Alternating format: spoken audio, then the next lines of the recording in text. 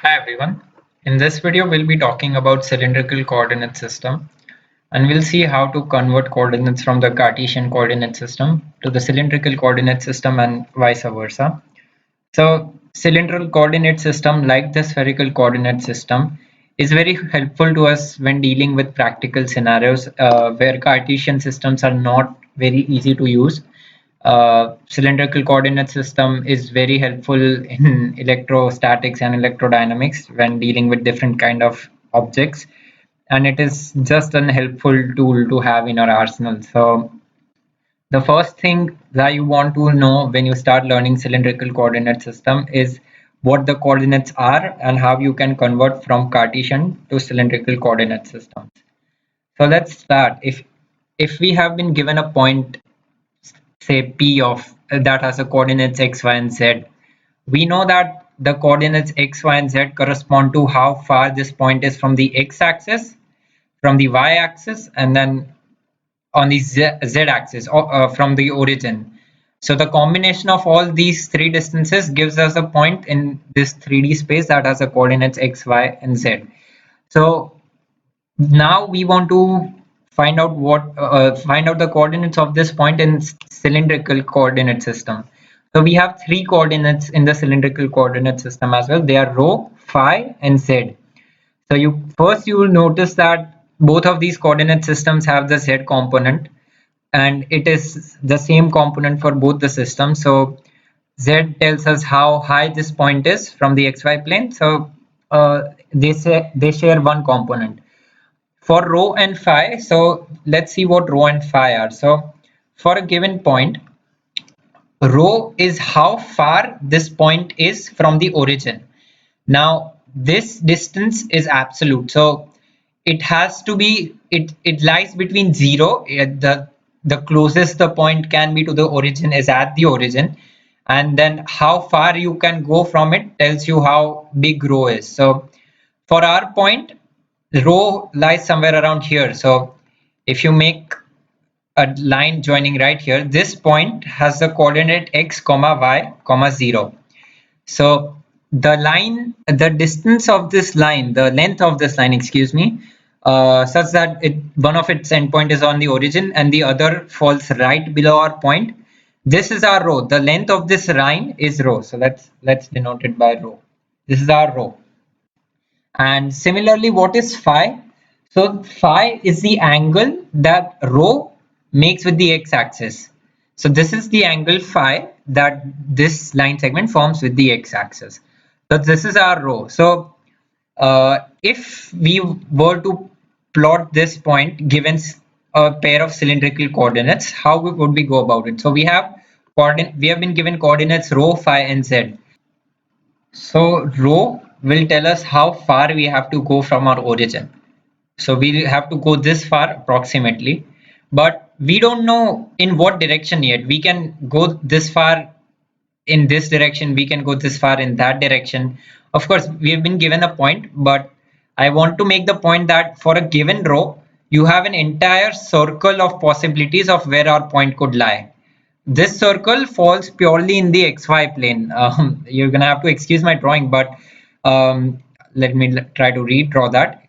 Falls Rho gives us an entire circle of where our point could lie. Um, so rho gives us a circle. Next, phi.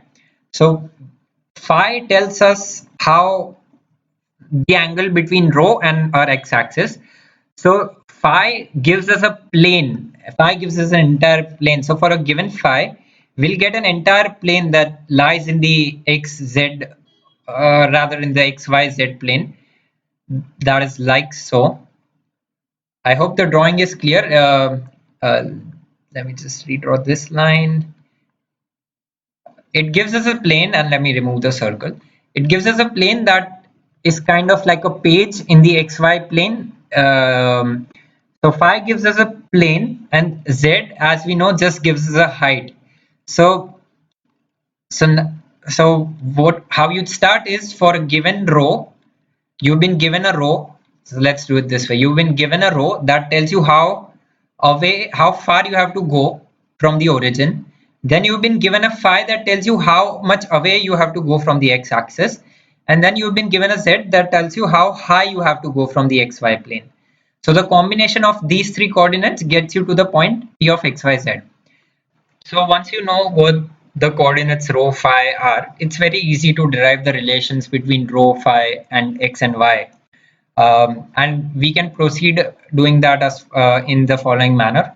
So as I mentioned, rho is how far our point is from the origin. So if you were to draw a line in the xy plane that has the coordinates x, y, comma 0, it falls directly under this point, our point P, and it will have the coordinates x, y, comma 0. So rho, as I mentioned, is the length of this line segment. So you can find that very easily with the distance formula. Given 2 points x, y, 0 and the origin, the distance between the length of this line segment is x minus square root of x minus 0 the whole square plus y minus 0 the whole square, since we have no z component. And therefore rho is just equal to square root of x square plus y square.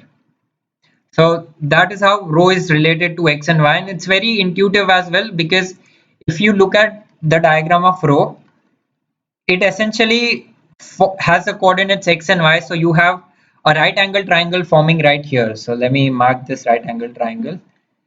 You have a right angle triangle. Let me mark this with black. You have a right angle triangle forming right here with this as the 90-degree.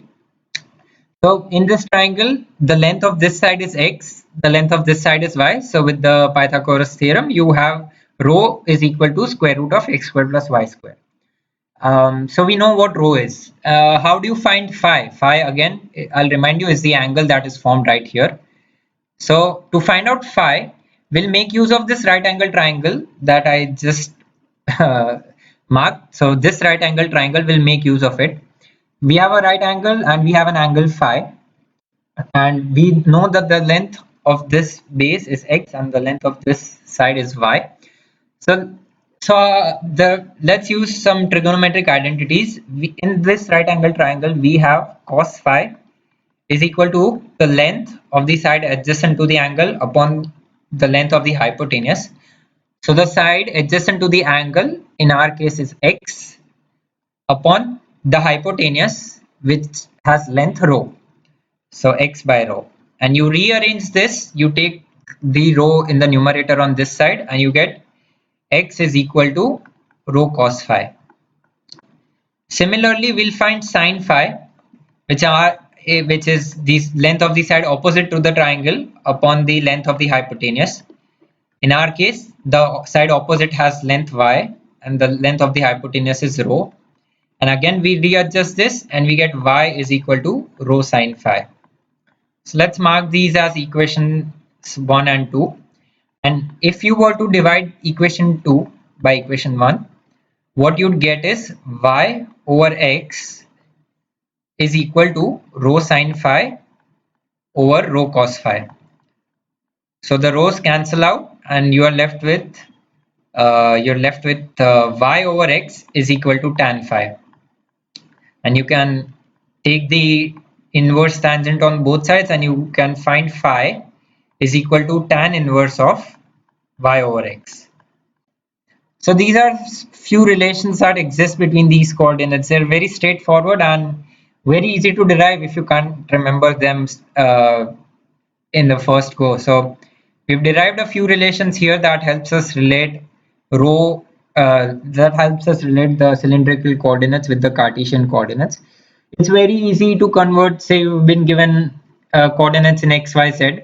You can find out rho using this equation as square root of x square plus y square, and you can find out phi as tan inverse of y over x. And if you wanted to go the other way around, say you've been given rho phi and z and you want to find x and y, so x would be equal to rho cos phi, y would be equal to rho sin phi.